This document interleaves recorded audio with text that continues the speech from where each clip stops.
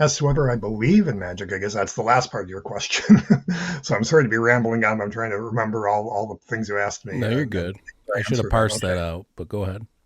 Um, it kind of depends on your definition of magic and what you mean by magic.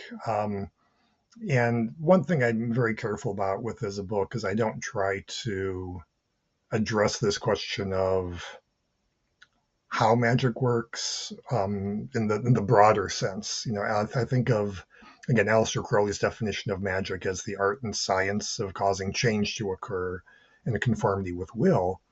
And so since there's two pieces to it, there's art and there's science, and I'm talking about the science part of it. There's still like an art to it as well. So I'm not trying to just chalk all this up to being mental gymnastics or it's all happening in your head.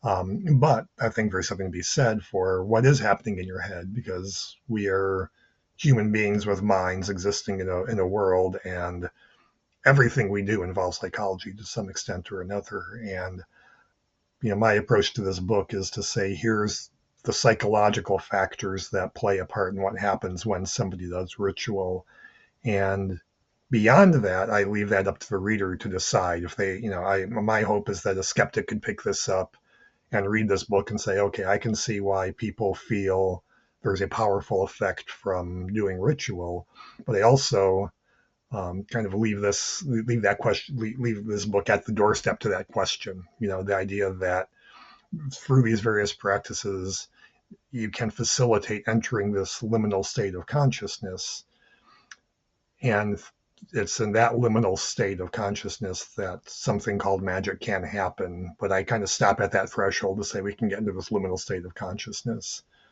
But that said, there are lots of studies that support this idea that the practice of magic can be an effective tool for personal transformation.